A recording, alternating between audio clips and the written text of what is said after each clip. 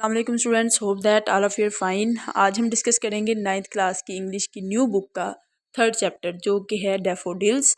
इसके हम सारे क्वेश्चंस लॉन्ग, शॉर्ट, एक्स्ट्रा और एक्सरसाइज वाले सारे क्वेश्चंस इन डिटेल डिस्कस करेंगे। टोटल क्वेश्चन जो हैं वो 19 होंगे। इन 19 में 8 क्वेश्चंस जो हैं वो एक्सरसाइज वाले क्वेश्चंस होंगे जिनको हम टेक्सचुअल क्वेश्चंस भी कहते हैं। उसके अलावा 11 क्वेश्चन जो होंगे वो एक्स्ट्रा क्वेश्चंस होंगे। तो टोटल 19 क्वेश्चंस हम देखेंगे। सबसे पहले हम एक्सरसाइज वाले टेक्सचुअल क्वेश्चंस देखेंगे और उसके बाद हम एक्स्ट्रा क्वेश्चंस को करेंगे। इसमें लॉन्ग शॉर्ट दोनों को हम कवर करेंगे। तो देखते हैं पहला क्वेश्चन है what is the central idea of the poem daffodils. कि जो पोइम डैफोडिल्स है उसका सेंट्रल आइडिया क्या है। तो बच्चे क्वेश्चन की स्टेटमेंट को आपने अच्छे से समझना है कि उसने पूछा क्या है।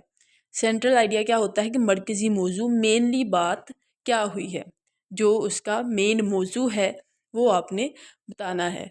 तो इसका आंसर है the central idea of the poem is how nature brings Joy and comfort. इसका सेंट्रल आइडिया क्या है कि नेचर जो कुदरत है वो कैसे खुशी और कंफर्ट लेकर आती है। द पोइट रिमेंबर्स, पोइट याद करता है the beauty of the daffodils, daffodils की खूबसूरती को, विच फिल्स हिज हार्ट, जो इसके दिल को भर देती है, विद हैप्पीनेस, खुशी से, एंड लीव्स हिम, और इसको छोड़ती है, विद स्वीट मेमोरीज, मीठी यादों के साथ, दैट चीयर हिम अप, जो इसको खुश कर देता है, van ever he recalls them, जब भी वो उन्हें दोहराता है, उनको याद करता है। तो इस तरह एक शॉर्ट पैराग्राफ में आपने इसका मरकज़ी मौजू बताना है कि किस मौजू पर शायर ने ये पोइम लिखी है और क्या बात उसमें की है। तो ये था हमारा फर्स्ट क्वेश्चन। सेकंड क्वेश्चन देखते हैं। सेकंड क्वेश्चन है how does this setting contribute to the overall mood of the poet. कि ये जो सेटिंग है जो इस पोइम में बयान की गई है, डैफोडिल्स की सेटिंग, वो कैसे पोइट के मूड में कंट्रीब्यूट करती है, उसमें अपना हिस्सा डालती है उसको अच्छा करने के लिए। तो आंसर है the poet sees the daffodils beside a lake. Poet क्या करता है, देखता है डैफोडिल्स को लेक यानी नहर के किनारे पर, अंडर ट्रीज, दरख्तों के नीचे, डांसिंग एंड फ्लटरिंग, डांस कर रहे हैं, फ्लटर कर रहे, डांस होता है रक्स करना और फ्लटर क्या होता है, फड़फड़ाना। तो वो डांस कर रहे हैं और फ्लटर कर रहे हैं। इन द ब्रीज, हवा में, अलोंग द शोर, वो जो नहर है उसके किनारे पर। तो इस तरह किनारे नहर के साथ वो इस तरह से डांस और फ्लटर कर रहे हैं। दिस ब्यूटीफुल सेटिंग, ये खूबसूरत जो सेटिंग है, लिफ्ट द पोइट्स मूड, इस तरह ये खूबसूरत सेटिंग शायर के मूड को अच्छा कर देती है। तो ये था हमारा सेकंड क्वेश्चन जिसमें आपने बताना था कि ये पोइम में जो उसने सेटिंग बयान की है वो कैसे उसके मूड को कैसे अच्छा करती है। थर्ड क्वेश्चन देखते हैं। थर्ड क्वेश्चन है how does the poet describe the daffodils. जो पोइट है वो कैसे डैफोडिल्स को बयान करता है। जो इधर फूल आपको पिक्चर में नज़र आ रहे होंगे, तो इसको इस पोइम में पोइट ने कैसे डिस्क्राइब किया है, बयान किया है। What imagery does he use to bring them to life. अब वो कौन सी इमेजरी यूज़ करता है, कैसे इमेजरी यूज़ करता है कि वो उसमें ज़िंदगी लेकर आए, उनको एक ज़िंदा मंजर के तौर पर पेश कर सके। तो ये इमेजरी जो है वो एक लिटरेरी डिवाइस है। अगर आपने पोइम की लाइन बाय लाइन इंटरप्रिटेशन, इसकी समरी, इसकी लिटरेरी डिवाइसेस और इसकी राइम स्कीम नहीं देखी हुई अभी तक, तो आपको सारे लिंक्स जो है वो डिस्क्रिप्शन में मिल जाएंगे। आपने वो लिंक्स ओपन करने हैं, उन वीडियोज़ को अच्छे से देखना है, फिर ये क्वेश्चंस आपको और आसानी से याद हो जाएंगे क्योंकि आपकी सारी चीज़ें बकाया क्लियर हो गई होंगी, तो क्वेश्चन आंसर्स इजी हो जाएंगे। तो इमेजरी क्या है, एक लिटरेरी डिवाइस है जिसमें तस्वीर कशी की जाती है। इसको जब आप वीडियो में देखेंगे तो आपका कॉन्सेप्ट अच्छे से क्लियर भी हो जाएगा। तो आपने उन वीडियोज़ को अच्छे से देख लेना है। पोइम के रिलेटेड ये बहुत इंपॉर्टेंट चैप्टर है, आपने लाजमन उनको देखना है ताकि सारी चीज़ें क्लियर हो जाएं और पेपर में जैसे भी इस चैप्टर को ऐड किया जाता है आप उसको उस सारे क्वेश्चंस को अटैम्प्ट कर सकें। तो क्वेश्चन की तरफ वापस आते हैं फिर से। हाउ डज द पोइट, क्या आप क्वेश्चन क्या है, how does the poet describe the daffodils, कि पोइट कैसे डैफोडिल्स को बयान करता है। What imagery does he use to bring them to life, अब ये क्वेश्चन है जिसमें एक लिटरेरी डिवाइस का पूछा है उसने, और इसका आंसर क्या है? The poet describes the daffodils as a group of golden flowers dancing in the breeze. तो पोइट क्या कैसे बयान करता है कि डैफोडिल्स जो हैं वो एक ग्रुप में हैं। कैसा ग्रुप? गोल्डन फ्लावर्स का, सुनहरी फूलों का, डांसिंग इन द ब्रीज, जो हवा में डांस कर रहे हैं। ही कंपेयर्स देम, अब वो क्या करता है? उनका मुकाबला करता है। टू ट्विंकलिंग स्टार्स, जो टिमटमाते सितारे हैं उनसे। टू शो देयर ब्राइटनेस, उनकी चमक धमक को जाहिर करने के लिए। एंड एंडलेस लाइन, और उनकी ना ख़त्म होने वाली कितार को जाहिर करने के लिए। Making the sense feel making the scene feel alive, और वो जो मंजर है उसको एक ज़िंदगी देने के लिए। तो इस तरह से वो इमेजरी का यूज़ करते हुए डैफोडिल्स को एक जिंदा मंजर के तौर पर पेश करता है, ऐसे उसको बयान करता है। तो अब नेक्स्ट क्वेश्चन देखते हैं, क्वेश्चन 4। क्वेश्चन 4 है, फिर से उसने एक लिटरेरी डिवाइस का पूछा हुआ है। Identify and explain the use of personification in the poem, के पोइट ने कैसे पर्सोनिफिकेशन इसमें इस्तेमाल की हुई है, आपने उसको पहचानना भी है और उसको एक्सप्लेन भी करना है। तो ये भी एक लिटरेरी डिवाइस है जिसमें नॉन ह्यूमन को ह्यूमन वाली क्वालिटीज़ दी जाती हैं। तो इसको भी जब आप वीडियो में देखेंगे तो आपका कॉन्सेप्ट अच्छे से क्लियर हो जाएगा। तो इधर आंसर है, the poet gives the daffodils, जो पोइट है वो डैफोडिल्स को देता है ह्यूमन लाइक क्वालिटीज़, इंसानों वाली खसूसियात, by describing them as dancing and tossing their heads. कैसे? कि वो डांस कर रही हैं और अपने हेड्स को टोस कर रही हैं, यानी उनको हिला रहे हैं। तो इस तरह से ये दोनों काम इंसान ही करते हैं, रक्स करना और अपने हेड्स को हिलाना। तो ये इंसानों वाली क्वालिटीज़ जो है उसने डैफोडिल्स को दी हैं। Their cheerful company lifts his mood, ये जो खुश कर देने वाली कंपनी है, महफिल है, उसके मूड को अच्छा कर देती है।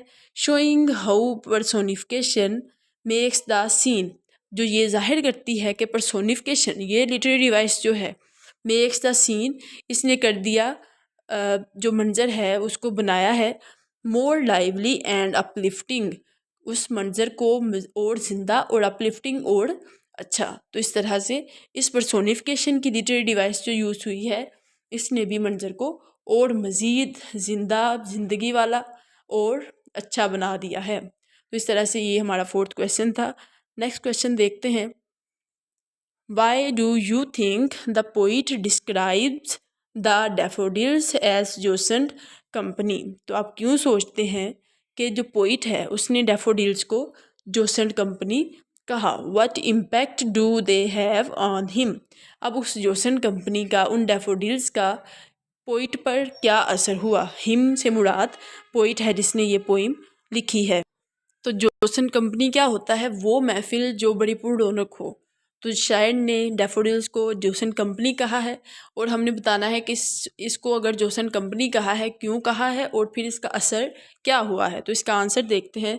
इसका आंसर है, the poet calls the daffodils jocund company, वो इन्हें जोसेंट कंपनी कहता है because their joyful presence lifts his mood, क्योंकि उसकी जो एक पुरमसरत प्रेजेंस है, मौजूदगी है, लिफ्ट्स हिज मूड, उसके मूड को अच्छा कर देती है।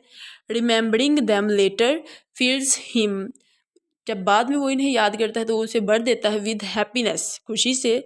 Showing how nature's beauty can comfort and cheer him, के बाद में जब भी वो इन्हें याद करता है, ये जाहिर करता है कि जो कुदरत है वो कैसे, कुदरत की खूबसूरती, नेचर्स ब्यूटी, कुदरत की खूबसूरती कैसे उसको सुकून देती है और उसको खुश कर देती है।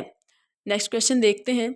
6th क्वेश्चन है, what is the effect of the rhyme scheme on the poem's rhyme rhythm and flow. अब आपने बताना है कि राइम स्कीम जो पोइट ने इसमें यूज़ की है वो कैसे पोइम के रिदम और फ्लो में अपना पार्ट देती है, कैसे उस पर असर डालती है। तो राइम स्कीम क्या होता है, इसको भी आपने वीडियो में ज़रूर देख लेना है ताकि आप सारी की सारी पोइम्स और इस पोइम की राइम स्कीम को अच्छे से समझ जाएं, क्योंकि ये सारी बातें अगर हम इधर अलग से डिस्कस करेंगे तो वीडियो बहुत ही ज़्यादा लंबी हो जाएगी। ऑलरेडी हमने 19 क्वेश्चंस को डिस्कस करना है, तो फटाफट से हम बस क्वेश्चन पे फोकस करते हुए अपना ये टॉपिक क्लियर करेंगे। तो इधर राइम स्कीम उसने पूछा है कि राइम स्कीम जो इसने यूज़ की है वो कैसे रिदम और फ्लो को इफ़ेक्ट करती है। तो इसका आंसर है the poem follows the ABCC rhyme scheme. कौन सी राइम स्कीम उसने डाली है इसमें, पोइम कौन सी राइम स्कीम फॉलो करती है, वो है ABCC, ये राइम स्कीम है। दिस क्रिएट्स अ स्मूथ, ये क्या करती है, क्रिएट करती है, बनाती है अ स्मूथ म्यूजिकल फ्लो, एक स्मूथ और म्यूजिकल फ्लो बनाती है। Adding to the poem's rhyme and beauty, जो इजाफा करती है पोइम की राइम में, तर्ज में और ब्यूटी उसकी खूबसूरती में। तो ये था हमारा 6 क्वेश्चन। क्वेश्चन 7 देखते हैं। नेक्स्ट क्वेश्चन है the poet mentions the bliss of solitude. Poet जो है वो मेंशन करता है द ब्लिस ऑफ सोलिट्यूड यानी तन्हाई की खुशी। व्हाट डू यू थिंक, आप क्या सोचते हैं, the daffodils contribute to this feeling, आप क्या सोचते हैं कि क्या कंट्रीब्यूट करती है डैफोडिल्स का जो मंजर है, डैफोडिल्स जो हैं वो क्या क्या कंट्रीब्यूट करते हैं इस फीलिंग में, ये जो तन्हाई में खुशी महसूस करता है, कैसे डैफोडिल्स इसको इफ़ेक्ट करती हैं, इसमें कंट्रीब्यूट करती हैं। तो इसका आंसर है the bliss of solitude means the peaceful happiness the poet feels when gets along. तो ये इससे मुराद क्या है, पीसफुल हैप्पीनेस है, पुरस्कून उसकी खुशी है। द पोइट फील्स, जो शायर है वो उसको महसूस करता है, व्हेन गेट्स अलोन, जब भी वो अकेला होता है। थिंकिंग अबाउट, सोचते हुए, the daffodils bring him comfort and Joy, ये सोचते हुए कि वो कैसे उसके लिए कंफर्ट और जॉय लेकर आती हैं। टर्निंग हिज, वो बदल देती हैं लॉनली मोमेंट्स, तन्हाई के लम्हात को, इनटू काम एंड हैप्पी वंस, उसके तन्हाई के लम्हात को काम यानी पुरसकून एंड हैप्पी वंस और बहुत ही पुरमसरत लम्हात में बदल देती हैं। तो इस तरह से ये 7वां क्वेश्चन था। एक्सरसाइज का लास्ट क्वेश्चन डिस्कस करते हैं। लास्ट क्वेश्चन है imagine you are the poet. अब आपने क्या करना है, इमेजिन करना है, तसव्वुर करना है, फ़र्ज़ करना है आपने कि आप अब पोइट हैं जिसने ये पोइम लिखी है, विलियम वर्ड्सवर्थ, जो आपको ये सारा डैफोडिल्स का मंजर बता रहा है। अब आपने खुद को ये समझना है कि अब आप पोइट हैं। Imagine you are poet revisiting the same place. अब आप क्या कर रहे हैं, दोबारा उस जगह का चक्कर लगा रहे हैं।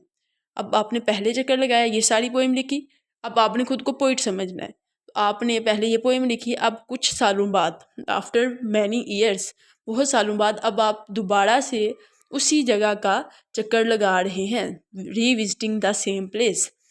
अब आपने फिर करना क्या है, राइट अ शॉर्टर पैराग्राफ, आपने छोटा सा पैराग्राफ लिखना है डिस्क्राइबिंग योर फीलिंग्स, जो आपकी फीलिंग्स जो है उनको बयान करे, and the scene as it might appear now, और इस मंज़र को जो अभी इस पोइम में भी आपको दिखा है उस जैसे मंज़र को आपने बयान करना है। तो आपने शॉर्ट पैराग्राफ लिखना है जो आपने रीविज़िट करना है उसी प्लेस का। अब आप पोइट हैं और आपने ये पैराग्राफ लिखना है। तो इसका आंसर देखते हैं। इसका आंसर है I walk along the familiar path, मैं चला उसी जाने पहचाने रास्ते पर। फेमिलियर पाथ, क्योंकि आप पोइट हैं, आप पहले चक्कर लगा चुके हैं, पहले पोइम लिख चुके हैं, अब दोबारा उधर जा रहे हैं बहुत सालों बाद, तो फेमिलियर पाथ होगा जिसे आप पहले भी जानते हैं। I walk along the familiar path noticing the taller trees, मैं नोटिस कर रहा था टॉलर ट्रीज़ को, लंबे लंबे दरख्तों को, एंड द क्वाइटर एयर, और चुप चुप खामोश जो हवा थी उसको मैं नोटिस कर रहा था। द डैफोडिल्स, जो डैफोडिल्स थी, आर फ्यूवर नाउ, वो अब थोड़े कम थे, जो तादाद पहले उसने बताई जो इस पोइम में आई है उससे अब वो थोड़े कम रह गए हैं। देयर येलो पेटल्स, उसकी जो पीली पत्तियां हैं, स्टिल स्वेइंग जेंटली, वो अभी भी स्वे कर रही हैं, अभी भी लहरा रही हैं, जेंटली नरमी से, शाइस्तगी से, इन द ब्रीज, हवा में। सीइंग दैम, उनको देखकर, feels like meeting old friends, उनको देखकर ऐसा लगता है, मुझे ऐसा लगा कि मैं अपने पुराने दोस्तों को मिला हूँ। ब्रिंगिंग बैक वार्म मेमोरीज, जो वापस लाती हैं, ब्रिंगिंग बैक वापस लेकर आती हैं, वार्म मेमोरीज, वो गर्मोजोश जो मेमोरीज, यादें हैं, एंड रिमाइंडिंग मी, और मुझे याद दिलाती हैं, ऑफ द जॉय, उस खुशी की, दे वंस गेव मी, जो उन्होंने मुझे पहले भी दी थी। तो इस तरह से आपने रीविज़िट करते हुए इस पैराग्राफ को लिखना है। तो ये थे हमारे एक्सरसाइज के 8 क्वेश्चंस। होप दैट कि आपको समझ आ गई होगी अच्छे से। अब हम एक्स्ट्रा क्वेश्चंस करेंगे। एक्स्ट्रा क्वेश्चंस होंगे टोटल 11। ये एक्सरसाइज वाले क्वेश्चन से बहुत ही शॉर्टर होंगे।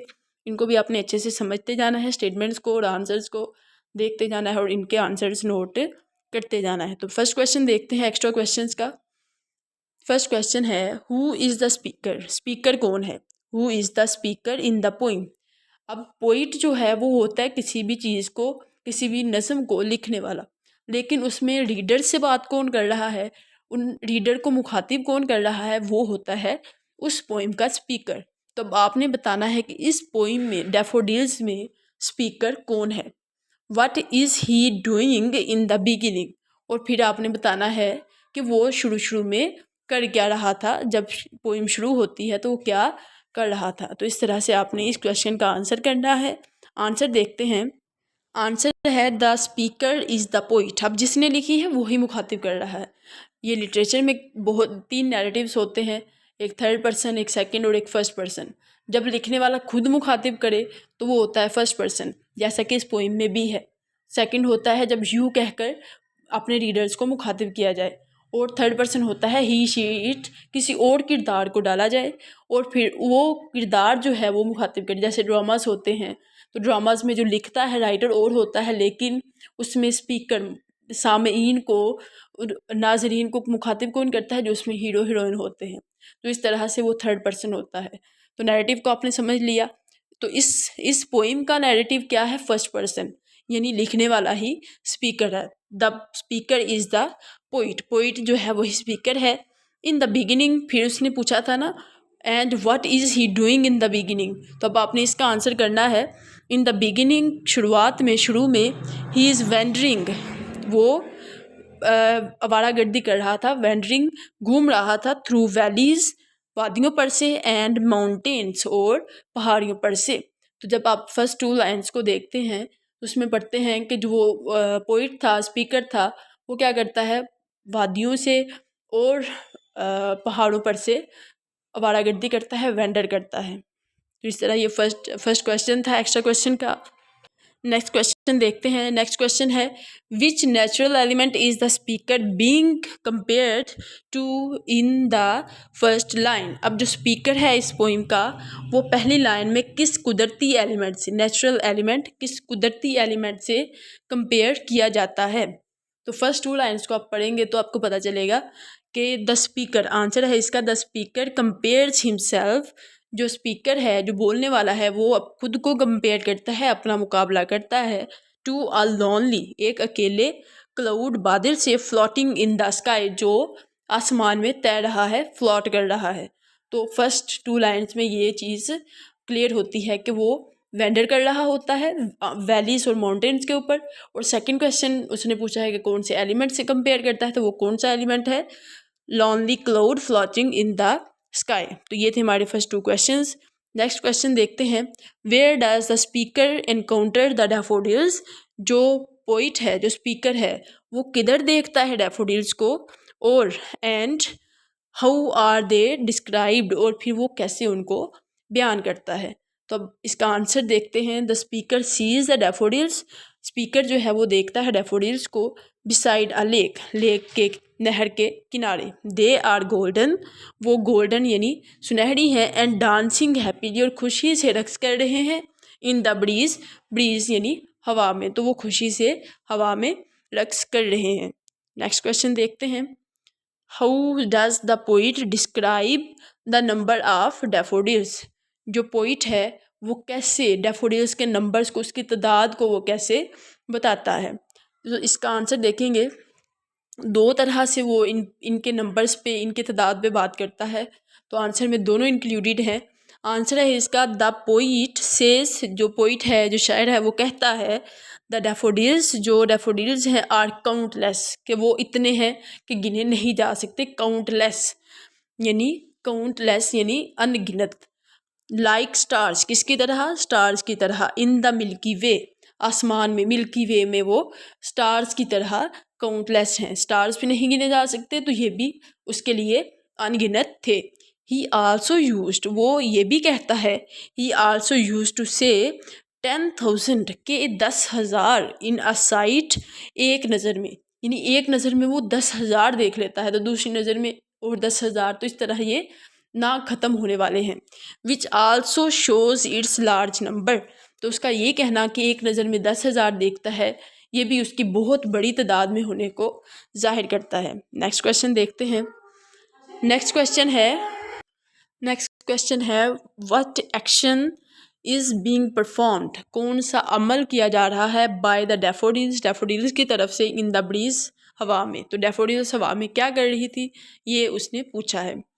तो the daffodils dance and Flutter, जैसा कि हमने एक्सरसाइज वाले क्वेश्चन में भी डिस्कस किया कि डैफोडिल्स क्या करती हैं, डांस और फ्लटर करती है इन द ब्रीज, ब्रीज में, making the seen more beautiful, इस सारे मंजर को और ज़्यादा खूबसूरत बनाती हैं, बनाने के लिए, या बनाती हैं, बना रही हैं और बनाने के लिए। तो इस तरह आपने डैफोडिल्स के एक एक्शन को बताना है कि वो ब्रीज में क्या कर रही थी। नेक्स्ट क्वेश्चन देखते हैं। क्वेश्चन 6 है how do the waves beside the daffodils compare to the daffodils themselves, तो इस तरह आपने बताना है कि हाउ डू द वेव्स, जो उस नदी, उस नहर में वेव्स थी, नहर में, लेक में वेव्स थी डैफोडिल्स के साथ, वो कैसे खुद को कंपेयर करती हैं डैफोडिल्स से। तो इसका आंसर है द वेव्स मूव जेंटली, वो क्या करती हैं, वेव्स हरकत करती हैं जेंटली, बड़ी शाइस्तगी से, बट लेकिन द डैफोडिल्स, जो डैफोडिल्स हैं, daffodils movement look even more beautiful, लेकिन डैफोडिल्स की जो मूवमेंट थी, उनकी जो हरकत थी, वो कुछ ज़्यादा ही खूबसूरत नज़र आती है। नेक्स्ट क्वेश्चन देखते हैं। नेक्स्ट क्वेश्चन है what effect do the daffodils have on the poets mood, अब ये जो डैफोडिल्स थी, पोइट के मूड पर इसका क्या असर था। तो इसका आंसर है the daffodils cheer up the poet, वो उसको खुश कर देती हैं, and fill him with joy, और उसको खुशी से भर देती हैं।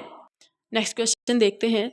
नेक्स्ट 8th क्वेश्चन है what does the poet mean by Jason company, exercise वाले क्वेश्चन में भी हमने जोसन कंपनी को डिस्कस किया है, तो एक्स्ट्रा क्वेश्चन में भी उसने पूछा है कि शायर की इससे क्या मुराद है। तो इसका आंसर देखते हैं। Jason company means, Jason company का मतलब है द चीयरफुल लाइवली डैफोडिल्स, कि वो चीयरफुल और लाइवली डैफोडिल्स जो उसने उधर लेक के किनारे देखे, that makes the poet happy, जो शायर को खुश कर देते हैं, हैप्पी, उसको खुश कर देते हैं। नेक्स्ट क्वेश्चन देखते हैं।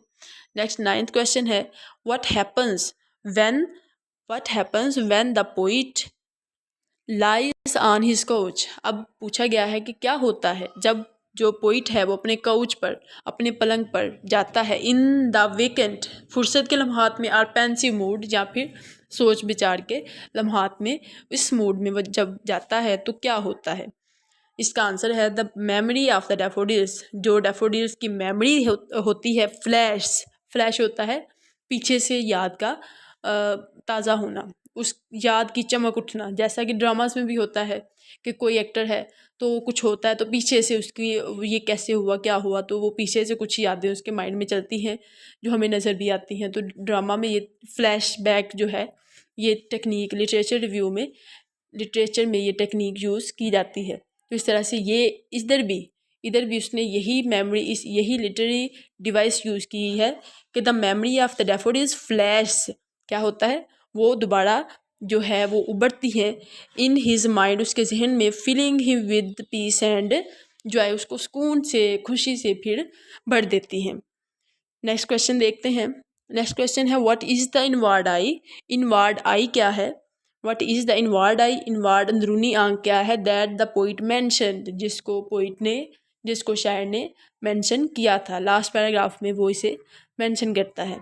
तो इसका आंसर देखते हैं। द इनवार्ड आई, जो इनवार्ड आई है, इज़ द पोइट्स इमेजिनेशन, ये क्या है, पोइट की इमेजिनेशन है, उसकी तस्वरी आँख है, आर माइंड्स आई, या फिर उसके जहन की आँख है, जिधर वो चीज़ों को सोचता है, उधर तस्वीर उसकी बनाता है। वेयर ही रिकॉल्स, जहाँ पर वो याद करता है, the scene of the daffodils, उन डैफोडिल्स के मंजर को वो याद करता है। तो इस तरह से इनवार्ड आई क्या है, उसकी पोइट की इमेजिनेशन, और mind's eye where he recalls the scene of the daffodils.